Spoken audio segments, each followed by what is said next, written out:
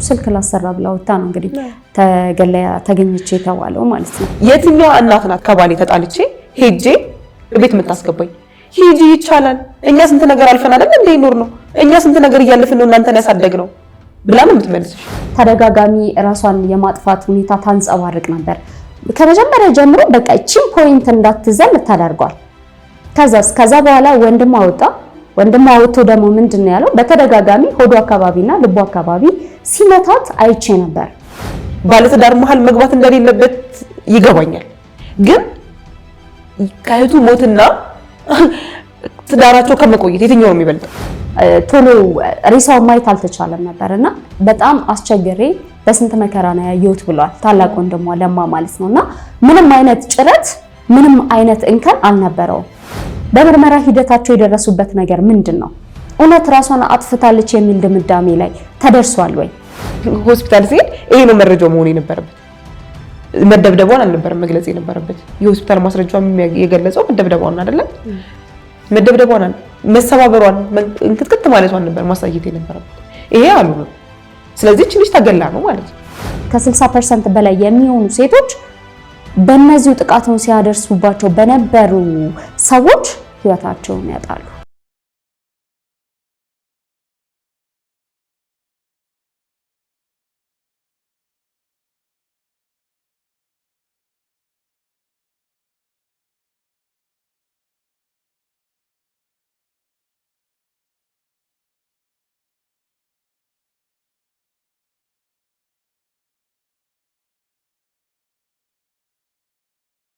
ጤና ይስጥልን ውድ የደረጀ ዜና የሚዲያ ተከታታዮቻችን እንደምን ቆይታችኋል? በዚህ ቻናላችን የተለያዩ ሀገራዊ፣ ማህበራዊ፣ መንፈሳዊ ጉዳዮቻችንን እያነሳን ወደ እናንተ ወደ ውድ ቤተሰቦቻችን እንደምናደርስ ይታወቃል።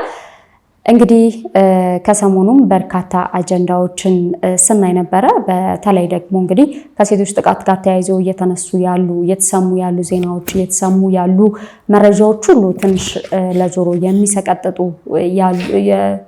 ነገሮች ናቸውና በተለይ ደግሞ እልባት ያላገኘው የቀነኒ ጉዳይ እንግዲህ የብዙዎችን ትኩረት ይዞ እስካሁንም ድረስ ቆይቷል ማለት ነው። እንግዲህ በዓለም ዙሪያ በየቀኑ ወይም በየ10 ደቂቃው ከ137 በላይ ሴቶች ይገደላሉ። እንግዲህ ይህ ጉዳይ የሀገራችን የኢትዮጵያ ጉዳይ ብቻ አይደለም። ሴቶች ላይ ያነጣጠሩ ጥቃቶች በዓለም ላይም እጅግ ትኩረት እየሳቡ ያሉ ጉዳዮች ናቸው ማለት ነው። እንግዲህ በዓለም ዙሪያ በየ10 ደቂቃው ከ139 በላይ ሴቶች እንደሚገደሉ ጥናቶች ያመለክታሉ ማለት ነው። እንግዲህ ዛሬ በተለይ ደግሞ በቅርቡ እየሰማነው ያለው የቀነኒ ጉዳይ ምንድነው እንደው ምን ይመስላል የሚሉትና ዓለም አቀፍ ጥናቶች ደግሞ ከዚህ ከሴቶች ጥቃት ጋር ተያይዞ ምንድነው የሚሉት መፍትሄውስ ምንድነው የሚለው እንደ ሴት እንደ አንድ ሚዲያ ይህ ጉዳይ ይመለከተናል ብለን ስላሰብን ከናንተ ውድ ቤተሰቦቻችን ጋር ጉዳዩን ለመዳሰስ መተናል ማለት ነው። አብራችሁን ቆዩ። ረዲ እንዴት ነሽ? አለን እግዚአብሔር ይመስገን። እንዴት ነሽ? አለን እግዚአብሔር ይመስገን። እንግዲህ ቅድም ጠቅሰናል። ዓለም ላይ ቀዳሚ የሆነችው በሴቶች ጥቃት አፍሪካ ነች። ከዛ ደግሞ በአሁኑ ሰዓት ደግሞ በጣም በሚዘገንን ሁኔታ በሀገራችን በየቀኑ በሚባል ደረጃ የሴቶችን ጥቃት የሴቶችን ሞት እየሰማን ነው የምንገኘው። ቅድም ጠቅሰናል። ከዓለም በአፍሪካ አንደኛ ነች። ከዛ ደግሞ ያው በብዙ የመጥፎ ነገሮች ምሳሌ ሲነሱ ብዙ ጊዜ አፍሪካ ነው መጀመሪያ ላይ የሚመጣውና እግዚአብሔር ይህንን ጊዜ እንግዲህ የሚቀይርበት የራሱ ጊዜ ይኖረዋል። ከዛ በመቀጠል እንግዲህ ደቡብ አሜሪካና ሰሜን አሜሪካ ናቸው። ከዛ በሶስተኛ ደረጃ ኤዥያ ወይም እነሱ ናቸው። መጨረሻ ላይ የተቀመጡት ደግሞ አውሮፓ ነው። አሁን እንግዲህ ሰለጠኑ የምትይበት ሀገራት ላይ እንኳን ሳይቀር የሴቶች ጥቃት አለና ሀገራችን ላይ ግን እኔ በዚህ ልክ በተለይ ደግሞ በጣም በነዚህ 2 ዓመታት ውስጥ እጅግ የሚገራርሙ ወንጀሎች በቃ ጆሮን የሚሰቀጥጡ ወንጀሎች ነው የምንሰማው። የሊዛን ታሪክ ማንሳት ይቻላል። ሊዛ የቅርብ ጊዜ ታሪካችን ነች። መስከረም ላይ ነው እሷም የተገደለችው። ስልክ ላሰራ ብላ ወጣ ነው እንግዲህ ተገለያ ተገኘች የተባለው ማለት ነው። ከዛ በፊትም እንግዲህ የጸጋን ታሪክም የምንረሳው ጉዳይ አይደለም። ሐዋሳ ላይ እንግዲህ የተከናወነ ከዚህ ቀደም የነበረው ከንቲባ ጋርድ ነው የሚባሉት የሚጠብቁት ከንቲቦችን በሱ ነበር እንግዲህ ከከንቲባው በወቅቱ ከነበረው ከንቲባ ጋር አብሮ ይሰራ ከነበረ ጋርድ ጋር ነው እንግዲህ ጠልፎ ወስዷት እሷም እንግዲህ ከሀገር ከወጣች በኋላ ጉዳዩን ከቢቢሲ ጋር በነበራት ቆይታ ገልጻ ነበር። እንግዲህ እግዚአብሔር ባይረዳኝ ኖሮ እነዛን ሁሉ ነገሮች አልፌ ዛሬ ያለሁበት እዚህ ደረጃ ላይ አልደርስም ነበር የሚል ነገር ተናግራ ነበረ። ጉዳዩን ደግሞ የበለጠ አሳሳቢ የሚያደርገው ነገር ምንድነው? የቅርብ ሰዎች ማለት ይጠብቁኛል፣ ይከላከሉልኛል ብለሽ በምታስቢያቸው ሰዎች ነው ጥቃቱ የሚደርሰው። ምክንያቱም ምንም ሊሆን ይችላል፣ ነገር ግን የሰውን ሕይወት የማጥፋት መብት ለማንም አልተሰጠም። በተለያዩ ምክንያቶች አብረውን ከሚኖሩ ሰዎች ጋር ልንጋጭ እንችላለን። ግን ተጋጨን ማለት ጉዳዩን ሰላም ባይሆንም ሰላማዊ በሆነ መንገድ ግን ጉዳዩን መቋጨትና ወደ አዲስ ሕይወት አድገሽ አላስፈላጊ ሕይወት የሰዎችን ሕይወትን መቅጠፍ አንደኛ በእግዚአብሔርም እጅግ የሚያስጠይቅ ምህረት የሌለው ጉዳይ እንደሆነ ይታወቃልና ከዚህ አንፃር የሰሞኑን ጉዳይ እናንሳ። ስለ ቀነኒ ስናነሳ እንግዲህ ግድያዋ እንትን የሚል አይደለም። በቃ ማለት ምክንያት የትኛውም ምክንያት ውሃ ያነሳል ብዬ አላስብም። እንደው ምን አርጋ ነበር እሱ ለምንድን ነው የሚሉ ኮሜንቶች እያየን ነው፣ የሚሉ ሰዎች እያጋጠሙን ነው። እሷ ባታናደደው እሷ የሆነ ነገር ባታደርገው ምናልባት ገሏትም ከሆነ ይሄ ነገር አይፈጸምም ነበር የሚሉ በጣም በርካታ ሰዎች እያየን ነው፣ እየሰማን ነው። እኔ የትኛውም ምክንያት የሰውን ሕይወት ለማጥፋት አንዲት ሴትን ለመግደል የትኛውም ምክንያት አጥጋቢ ምክንያት ነው ብዬ አላስብም፣ አይሆንምም ጭምር። የቀነኒን ጉዳይ ስናነሳ ግን በጣም ብዙ ባለትዳር ሴቶችን የምትወክል ናት ብዬ አስባለሁ። እኔ የቀነኒ ቤተሰቦች ላይ በጣም ትልቅ ጥያቄ አለኝ። ቀነኒ ኦልሞስት ወደ 1 ዓመት አብረው ኖራለች አይደለ? በዛ ዓመት ውስጥ ቀስ በቀስ ነው ሁሉም ጥቃት፣ ቀስ በቀስ ነው። በአንዴ ሰው መግደል ደረጃ አይደርስም። አለ የሚያሰቃይሽ መንገድ አለ። በንግግር ይሆናል የሚያሰቃይሽ፣ እየመታሽ ሊሆን ይችላል የሚያሰቃይሽ። በጣም በብዙ መንገድ ነው እንትን የሚለው። ደግሞ የወጡ ፋይሎችም አሉ አይደለ? ሲመታት ቆስላ ምናምን ፊቷ በልዞ ከንፈሯ ቆስሎ ተሰንጥቆ እጇ ተሰብሮ ታሽጋ ሁላ አይደለ? እነዚህን ሁሉ ነገሮች ቤተሰብ ያያል ብዬ አስባለሁ። ምን እየተፈጠረ ነው? በህይወትሽ በትዳርሽ ደስተኛ ነሽ ወይ? ወንድሟ አብሯት ይኖር ነበረ። አብዛኛውን ነገር እያየ ነበረ። ግን ምንም ማድረግ የማልችልበት ሁኔታ ላይ ስለነበርኩ ጸጥ አልኩኝ የሚል ቪዲዮ ነው ቀርጾ አስተላልፎ የነበረው። ምናልባት አይተሽው ከሆነ እና እነሱ ተጠያቂ ናቸው ብዬ አስባለሁ። የእሷ ሞት ላይ በአንድም ሆነ በተዘዋዋሪ መንገድ እጃቸው አለበት ብዬ አምናለሁ። ምክንያቱም ካልሽኝ ደግሞ ሴት ልጅ መጠየቅ አለባት አይደለ? መጠየቅ የለባትም ብለሽ ታስቢያለሽ?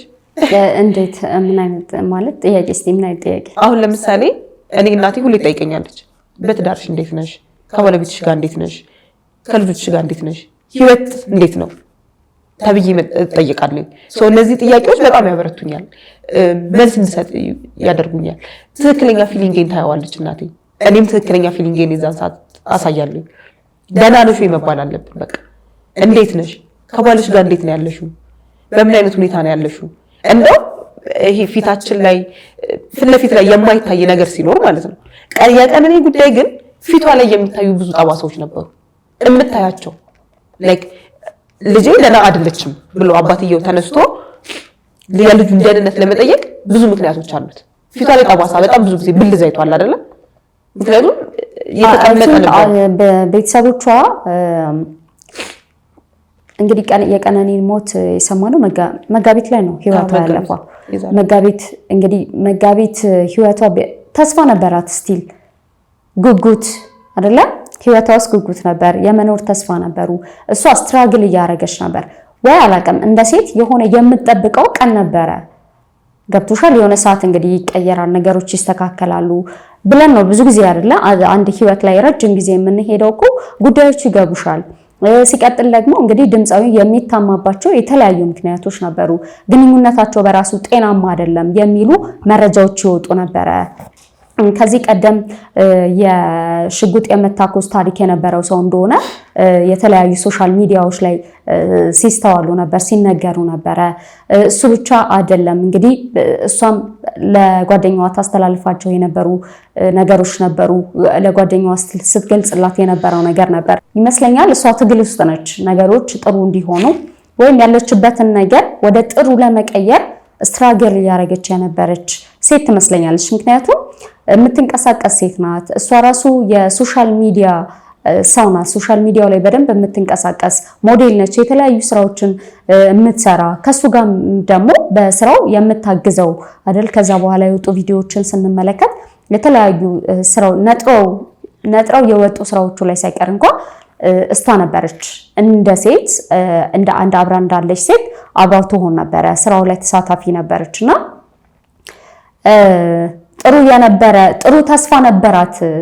በዛ ተስፋ ውስጥ እየታገለች እያለች ጉዳዩ እንደተበላሸና በዛ መልኩ እንደተቋጨ ይሰማኛል። እኔ ምናልባት ቀነኒ ብትኖር ብዬ አስባለሁ አንዳንድ ጊዜ ከዚህ ሁሉ ውዥንብር በኋላ ላለው እኔ ለምሳሌ የቤተሰቦቿን አንቺ ባየሽው ተቃራኒ ነው የምመለከተው። ስንቶቻችን እንሰማለን ሲነገረን ቤተሰብ ይሄ ህይወት አይሆንህም ስንባል ስንት ልጅ ነው ሰምቶ በቃ አሁን በዚህ ጊዜ ያለን ብዙ ሰዎች ማለት ነው በጣም እየጠፋን ያለ ነው። ራሳችን ልክ ነን ብለን በያዝነው የህይወት መንገድ ላይ ነው። ታዩ ቤተሰቦቻችንን የሚያውቁት እኮ አሁን በዚህ ሰዓት እንግዲህ ብዙ ቤተሰቦች ሊያግዙ ይችላሉ። በዚህ ሰዓት አልቆ ጉዳዩ ጨርሰን ለአፕሩቫል አይደለም ወይ ቤተሰቦቻችን ፊት የምንቀርበው? አንዳንድ ጊዜ እኔ ማለት ብዙዎቻችን በዚህ ህይወት ውስጥ የምንወድቅ የምንነሳ ነን እና ወደ ቀደመው ነገር መመለስ ለኔ የተሻለ ነው ብዬ አስባለሁኝ አንዳንድ ጊዜ። ምክንያቱም አሁን እነዛን ትዳሮች ስንመለከተው በእርግጥ አሁን ፌሚኒስቶች ጭቆናውን ስለቻሉ ነው እንደዚህ ስለሆነ ነው የሚሉ ሐሳቦችን ያነሳሉ። ግን የቀደመው ትዳር ለምንድን ነው? እኔ ፌሚኒስቶችን የምደግፍ አይነት ሰው አይደለሁም፣ ፌሚኒስትም አይደለሁም። ግን አንዳንድ ሐሳቦች እንደ ሐሳብ ጥሩ ናቸው ብዬ አስባለሁ። ብዙ ጊዜ ይኸውልሽ እንደ ማህበረሰብ ሴት ልጅ መቻል አለባት ምንም አይነት ነገር ቢሆን ማለት ነው። ምናልባት ቀነኒ ብትኖር ብለሽ ነበር ቅድም። ምናልባት ሄዳ ቤተሰቦቿን አማክራ ሊሆን ይችላል። ምናልባት የገዳ አባቶችን ሄዳ አናግራ ሊሆን ይችላል። ምናልባት ትልልቅ ናቸው ብላ የምታስበውን ሰዎች ይሄ ሰው እንዲህ ነው ስለዚህ እባካችሁ ምከሩልኝ ብላ ሊሆን ይችላል። መልሳታም ሊሆን ይችላል። በጣም ብዙ ሴቶች እየሞቱ ያሉት በጣም ብዙ ሴቶች እያለቀሱ ያሉት ማለት ነው ድምጻቸውን የሚሰማቸው ሰው አጣው። የትኛዋ እናት ናት ከባሌ ተጣልቼ ሄጄ ቤት የምታስገባኝ? ሂጂ ይቻላል፣ እኛ ስንት ነገር አልፈን አይደል እንዴ ይኖር ነው፣ እኛ ስንት ነገር እያለፍን ነው እናንተን ያሳደግነው ብላ ነው የምትመልስሽ። እንደ ማህበረሰብ ፈት የሆነችን ሴት ከባሏ ተፋታ የመጣችን ሴት ከመሞት መሰንበት እንኳን ደግ አደረግሽ እንኳን ፈታሽ የሚል ማህበረሰብ አለ። እና በፐርሰንት አስቀምጪልኝ ብትይ 10% ቢል 90% እቺ ፈት እቺ ጥጋበኛ እቺ እንደዚህ ልጆቿን በትና ጉዳዩ ማህበረሰብ ልንኮንነው አይገባም። ምክንያቱም ሀገር በራሱ የሚመሰረተው አንድ ቤተሰብ በአግባቡ ስትሮንግ ሆኖ መሄድ ሲችል ነው። የጠነከረ ቤተሰብ በተሰባሰበ ቁጥር ጥሩ ሀገር እንፈጥራለን። ግን አሁን ፍቺን ማበረታታት አንችልም። እኔ ፍቺ በረታታ ግን መጀመሪያ የምንሄድበት እኮ ገባኝ። አሁን የማህበረሰቡ ወቀሳ ጉዳዩን ከመጸየፍ ነው የሚጀምረው። ጉዳዩን ማለት ከመጸየፍ ይጀምራል አይደለ? ይሄ ፍቺ ፈጽሞ ከመጥላት ፍቺ ፈጽሞ ከመጸየፍ የሚመጣ እሳቤ ነው። ቆይሽ አንድ ላይ ያይዝት ትመሽኛለሽ። ሴቷ ተፋታ ስትመጣ ማህበረሰቡ በጣም ይጸየፋል። ወንዱ ተፋቶ ወልዶ ሲመጣ ማህበረሰቡ በዛ ልክ ይጸየፋል፣ በዛ ልክ ይገፋል። የተፋታች ሴት ድጋሚ ለማግባት ማለት በጣም ብዙ ርቀት መሄድ ይኖርባታል። የወለደች ሴት ሲሆን ደግሞ ፍጹም ነው በቃ ማለት አይቻልም በሚባል ደረጃ። ወንዱ ሲሆንስ ለወንዱ ብዙ ጊዜ ያው እንግዲህ ወንድ ሴት እሱ ጉዳይ ላይ እንዳንገባ ማለት ጉዳይ ምን ጨርሰው ጉዳይ ስለ ራሱን የቻለ ኢሹ ስለሚሆን ማለት ነው። አሁን ወደ ሰብስበናው ግን ወደ ቀነኒ ጋር ስንመጣ አሁን እሷ የነበረችበት አሁን ስሜቷን ለመግለጽ አናቅም። ገብቶሻል? አሁን እኮ ነገሩን የበለጠ ውስብስብ ያደረገው ጉዳይ ይሄ ነው። ልጅቷ አሁን ኖብላም ሊሆን ይችላል በምን አይነት ሁኔታ ውስጥ ከዛ በኋላ ወጥቶ ድምጻው እንግዲህ ሐሳቡን ሰጥቷል። አሁን በቅርቡ ተናግሯል። ተደጋጋሚ የመጸጸት ስሜት ይሰማት ነበር። ተደጋጋሚ ራሷን የማጥፋት ሁኔታ ታንጸባርቅ ነበር። ከመጀመሪያ ጀምሮ በቃ እቺን ፖይንት እንዳትዘል ተደርጓል። ከዛ በኋላ ወንድሟ አወጣ ደግሞ ምንድነው ያለው? በተደጋጋሚ ሆዶ አካባቢና ልቡ አካባቢ ሲመታት አይቼ ነበር። ቴንክ ዩ እዛ ጋር ያስቆመው ታዲያ አይኑ ታናሽ ወንድም እኮ ነው። ይገባኛል ባለትዳር መሀል መግባት እንደሌለበት ይገባኛል። ግን ከእህቱ ሞትና ትዳራቸው ከመቆየት የትኛው ነው የሚበልጠው? እኔ በነገርሽ ላይ ትጂ እያልኩ ያለሁት አሁን የነቀን ቤተሰብ እያደረገ ያለው ነገር ማለት ነው በጣም ጥሩ ነው። በቃ ሁሉም ሰው ከነሱ ትምህርት ወስዶ በዛ ልክ መሄድ አለበት ማለት በጣም ያስደሰቱኝ። እኔ አሁን የገዳ አባቶችን የልጄ እንደማልበላም ሲሉ በጣም ያስደሰቱኝ። ለልጃቸው የምር ማቆማቸው ነቻለኝ። ምናልባት ጉዳዩ ላይ ግን ከዛ በፊት እንደዚህ አሁን እንደሰጡት ትኩረት ሰጥተው በቃ አሁን እኮ ወደ ምንም ማድረግ አንችልም። አሁን አንቺ በምትይው ሐሳብ ውስጥ እንደዚህ ቢያደርጉ ኖሮ በቃ እሷን እንደዚህ ለምን አላስቆሟትም የሚለውን ነገር ያሄዱበትን ርቀት ቢዶንት ነው ወጥተው ስለሱ ጉዳይ ምንም ስላላሉ አናውቅም። ጥረት ግን አድርገው ሊሆን ይችላል አድርገው ሊሆን ይችላል ላይሆንም ይችላል። አሁን እንደውም ጉዳዩን እያወራን ባለንበት ሰዓት እኔና አንቺ ሊበን ብዙ ዛቻና ማስፈራሪያዎች እየደረሱበት እንደሆነ ታላቅ ወንድማቸው ለማ ሲገልጽ ነበር። ሬሳውን ተከልክሎ ነበር እንግዲህ ማየት አይቻልም ተብሏል። ጉዳዩ በጣም የተጣደፈ ነበረ። ከላንሴት ሆስፒታል እንደገና ሚኒሊክ ጳውሎስ ወደ ሌላ ሆስፒታል ድጋሜ ለሬሳ ምርመራ በአፋጣኝ ነበር ሄደው። በዛ ቅጽበት ውስጥ እንኳን ቶሎ ሬሳውን ማየት አልተቻለም ነበርና በጣም አስቸግሬ በስንት መከራ ነው ያየሁት ብሏል ታላቅ ወንድሟ ለማ ማለት ነውና ምንም አይነት ጭረት ምንም አይነት እንከን አልነበረውም። እና እንዴት ነው ራሷን አጠፋች የሚለውን ከዛ ፎቅ ላይ ራሱ በወረወረ ሰው እንዴት ነው ምንም ጭረት የማታገኝበት ማለት የሆነ ነገር ተደግፈሽ ታከሽ እንኳን ስትሄጂ ሰውነታችን ላይ ምን እንደሚወጣ እናውቃለን አይደል? እና ለምን ዝም ተባለ ማለት አሁን የዚህ ጉዳይ የዚህ መረጃ ያለው አካል አለ አይደል? መጀመሪያ ተጠርጣሪ የነበረው ሰው እሱ ነው። እሱ ገባ እንግዲህ ከረጅም ጊዜ በኋላ ወጣ።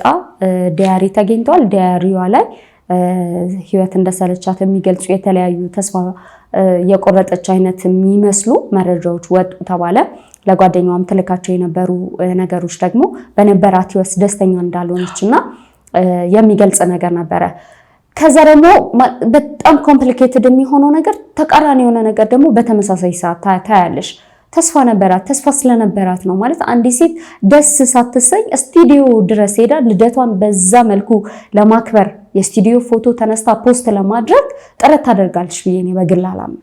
ከዛ ውጪ ደግሞ ህይወትን ለመቀጠል የሚረዷትን ወደፊት እንደ ሰው ፕላን ታደርጋቸው ስለነበራቸው ነገሮች እንግዲህ ታላቅ ወንድሟ ለማ ደግሞ አሁን በዚህ 3-4 ቀናት ውስጥ ያወጣቸው መረጃዎች ነበሩ። እቃዎችን ለመግዛት ትልልቅ ህልሞች እንደነበሯት ስታማክረው ነበረ። ተስፋ የቆረጠ ሰው በዛ ልክ ስለ ህይወት ድሪም ሊያደርግ አይችልም። በ2 እና በ3 ቀን አስተውልሽ ከነበረ በተደጋጋሚ ጊዜ ራሳቸውን የሚያጠፉ ሰዎች ከዛ በፊት ራስን የማጥፋት የተለያዩ ሙከራዎች አሏቸው የተረጋገጡ ማለት ነው። 2 ጊዜ ራሴን ለማጥፋት ሞክሬ ነበር፣ ይሄ 3ኛው ነው ሲሞክር ምናምን የሚባሉ ታሪኮችን አብርሽ ነው የምትሰሚ። እዚህ ሴት ላይ የለም እንደዚህ አይነት ነገር የለም። ደስተኛ እንደነበረች የሚገልጹ ነገሮች ነበሩ። ነገር ግን አቢዩዝ እየተደረገች እንደነበረ በደንብ የሚያስታውቅ መረጃዎች እየወጡ ነው። የፊቷ መበለዝ ይወጣል።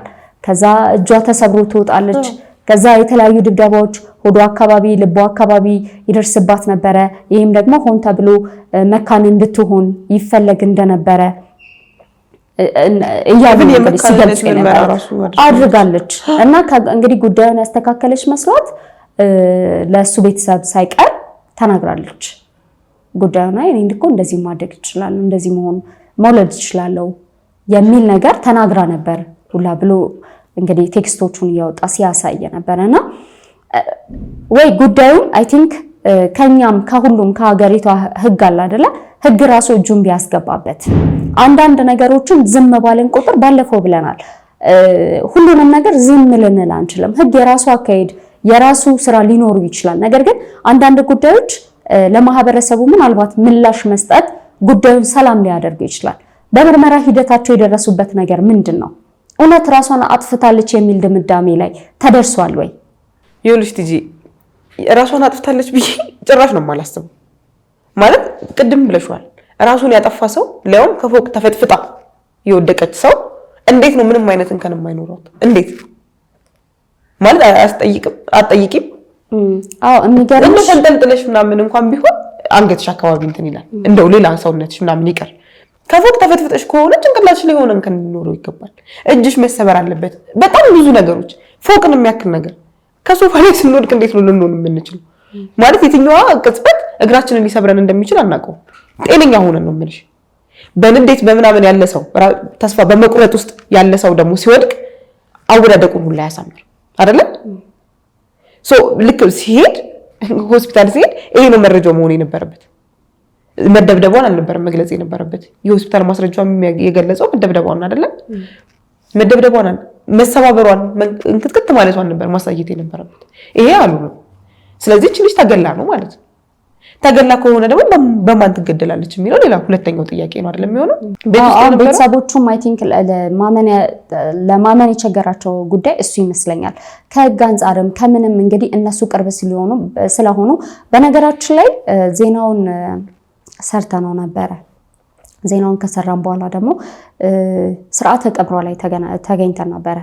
ቅድስት ስላሴ ካቴድራል ቤተክርስቲያን ላይ ነበር ስርዓተ ቀብሯ የተፈጸመውና እዛ ቦታ ላይ በቃ የእናትየውን ሀዘን የቤተሰቦቿን አንዳንድ ሞት አለ። በቃ እንዴት ብዬ ልንገርሽ፣ ሞት ሁሌም እንግዳ ነው ማለት የምትለምጂ ጉዳይ አይደለም፣ ሁሉ ጊዜም አዲስ ነውና ግን የዛን ቀን የቤተሰቦቿን ሁኔታ ማየት በቃ በጣም ነው የሚያመው።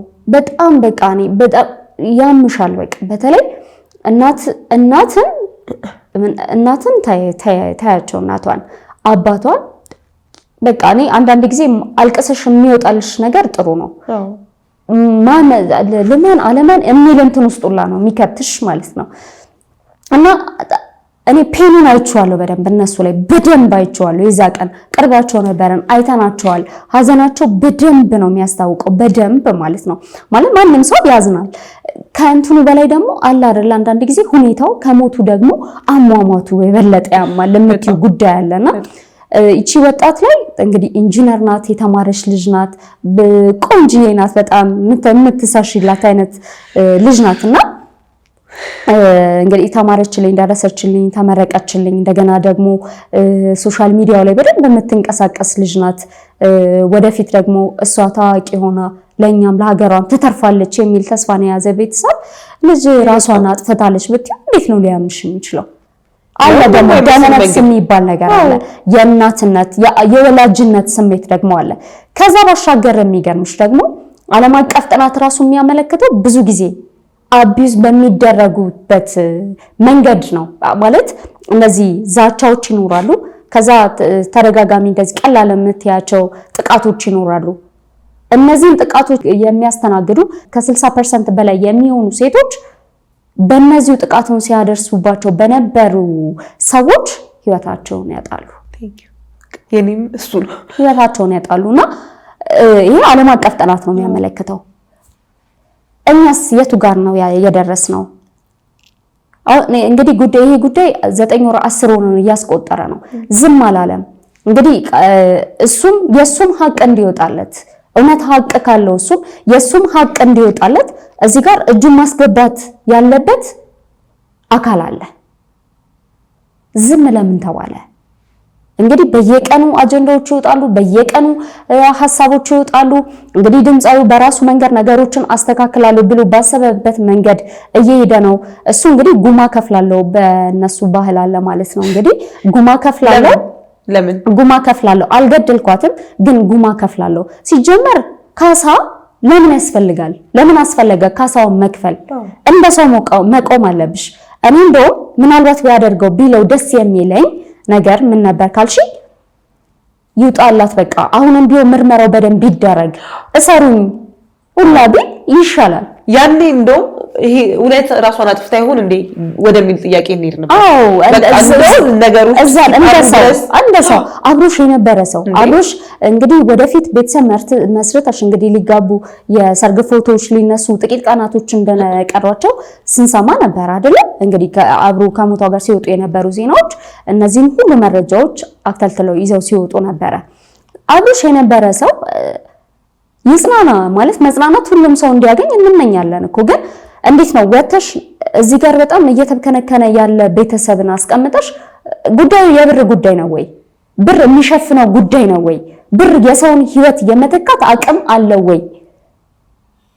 የለችም። ቀነኒ እኮ አሁን የለችም።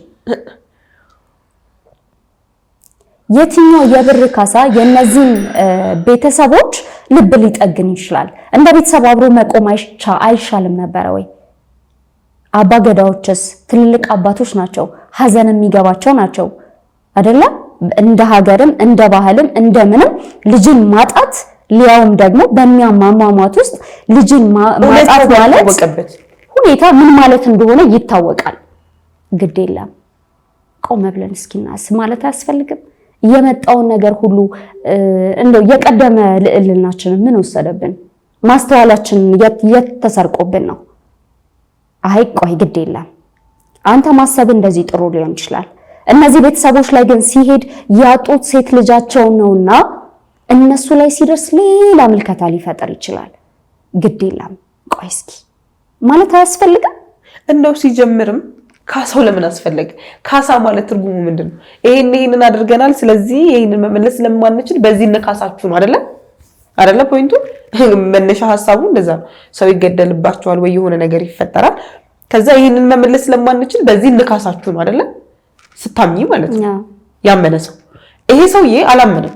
ሳያምን ሄዶ ካሳ የሚከፍል ከሆነ ማለት በቃ ብራችሁን ውሰዱ ጸጥ በሉ አይነት ነገር ነው። ይሄ ነው ንቀትም ከሆነ አናቀም። እንግዲህ ከዛ በኋላ ከሱ በላይ እሱ ከመጣበት አካሄድ በላይ ደግሞ በጣም ያሳመመን የአንድ አትሌት ጉዳይ ነው። አንዳንድ ጊዜ ያምሻል ማለት አንዳንድ ሰዎችን እንደው ለመተቸት ስትነሽ ይዘው የነበረውን ባንዲራ ትመለከቻለሽና እንደው ያልተገባ ቦታ ላይ እነሱን ማየት በጣም ያማል። ጉዳዩን የዘር ጉዳዩን የቋንቋ የቀነኒ ጉዳይ ሲመለስ ቅድም የጠቀስናቸው የነጸጋ ጉዳይ የነ ሊዛ ጉዳይ የነ አዶኒ ጉዳይ ትላንትና ሬሳዋ እንኳን እስከማይገኝ ድረስ የደረሰች በጅብ እስከ መበላት ሬሳዋ የደረሰ ባንክ ቤት ሰራ የነበረች ሴት የነዛን ሁሉ ጥያቄ መመለስ ማለት ነው። ልክ ፍትህ ትክክለኛው ፍርድ ሲገኝ ትክክለኛው ወንጀለኛ ሲቀጣ የነ ሄቨን በጣም ብዙ እኮ የሚሰቀጥጥ ነገር ሰምተናል። ቢያንስ ኢትዮጵያ ውስጥ በወር ሁለቴ ማለት ነው በትንሹ ነው ማለት በወር ሁለት ትልልቅ ኬዞች አሉ። ትልልቅ ማለት እንደዚህ ነው የማታያቸው እንደነ ሄቨን አይነት ኬዞች ለመርናቸው ትይጂ ለመርናቸው እያንዳንዱን ከዛ መጨረሻቸውን አናውቅም። ምን ሆነ? የነ ሄቨን ኬዝ ምን ሆነ? የነሱም ይግባኝ ጠይቆ ነበረ። ከዚህ በኋላ ያው ምንም ባለፈውም እናትየው የሄቨን እናት ይሄንን በሌላ ጉዳይ እንመለስበታለን። ራሱ የቻለ ትልልቅ ጉዳይ ነው የሚሆነው። ብዙ ነገሮች መጨረሻቸውን አናውቀውም። በነገሮች ላይ የዚህችን ልጅ ማለት ነው ቤተሰቦቿ ሽንጣቸውን ገትረው እየተከራከሩ ስለሆነ ነው እንጂ የዛሬ 8 ወርና 7 ወር ነገሩ ተድበስብሶ ቆሞ ነበር። ኢሹ ሆና የአንድ ሰሞን ኢሹ ሆና ቀርታ ነበር። አሁን ያልተረሳችሁ ቤተሰቦቿ ሽንጣቸውን ገትረው በተለይ አባትየውን አለማድነቅ አይቻልም።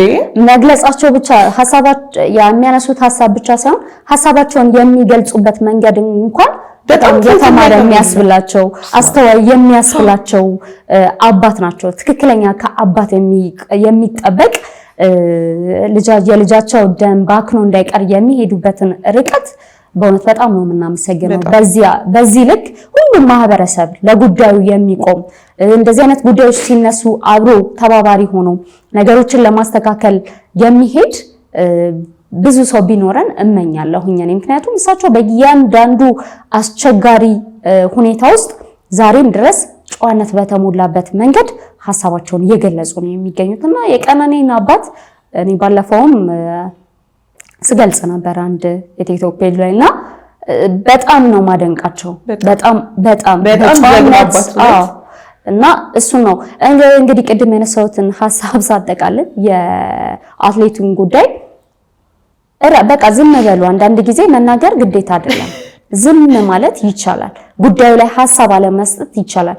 እቺን ጉዳይ አንስታችሁ ግን እቺን አጀንዳ ተጠቅማችሁ ሌላ የፖለቲካ አንድምታ ሰጣችሁ ጉዳይን ለማራገብ በተወሰነ መልኩ ደግሞ ማህበረሰብ የሚያውቃችሁ ሰዎች ጥንቃቄ ማድረግ አለባችሁ። በቃ ሀገር እንደ ሀገር መቀጠሏን አታቆሙ።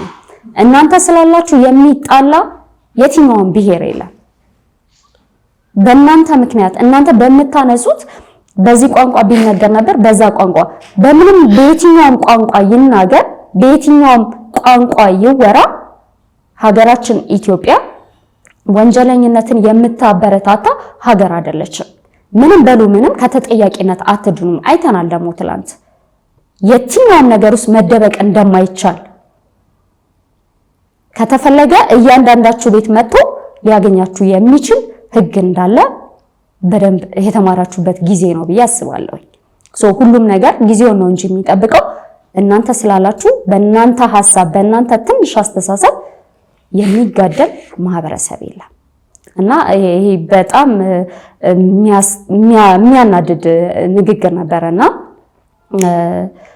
እንግዲህ አስቢው አንድ ወላ ልጁን ያጣ ቤተሰብ ላይ ተነስቶ የፖለቲካ አንድምታ ፈጥሮ በዚህ ቋንቋ ብትናገር ማን እንዲሰማ ነው ምናምን ብሎ ወጥቶ ይሄ በጣም ግብዝነት ነው፣ እንጭጭነትም ጭምር ነው። ትጂ ማለት አንዳንድ አሉ በጣም ትልልቅ ሆኖ ገና ያልበሰሉ ከአንድ ዓመት ልጅ ያነሳ አስተሳሰብ ያላቸው በጣም በርካታ ሰዎች አሉ።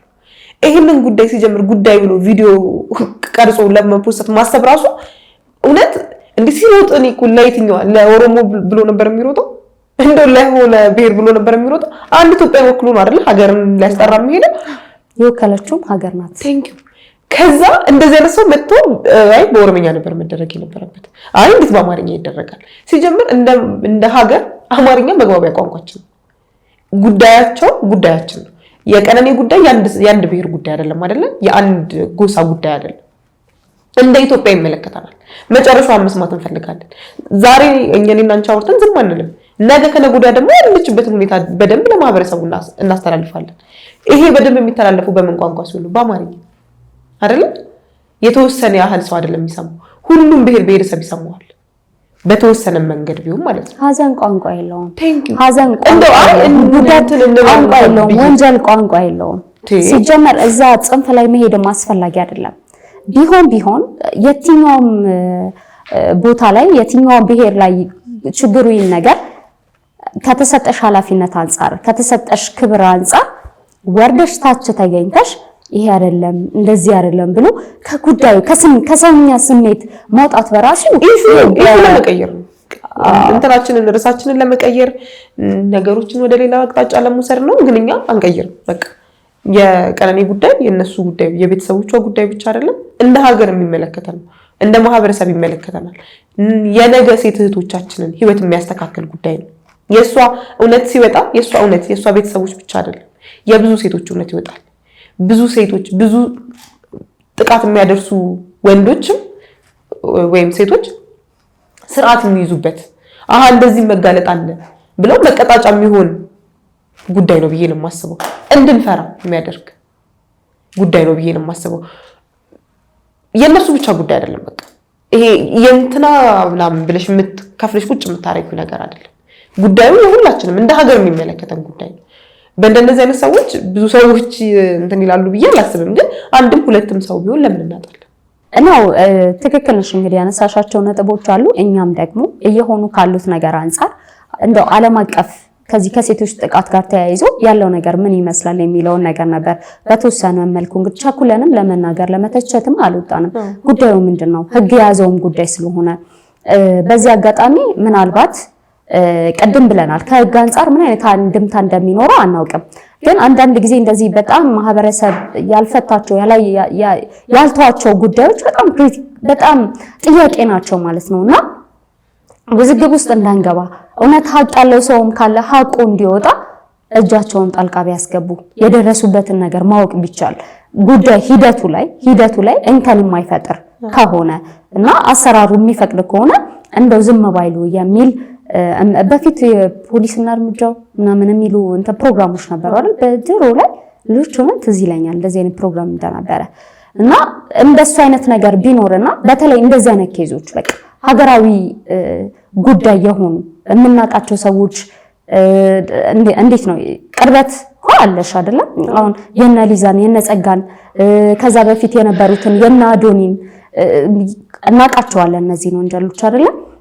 ግን ዝም ብለው ቀርተዋል። የቀነኒ ጉዳይ ደግሞ ዝም አላለም። ለምን ዝም አላለም?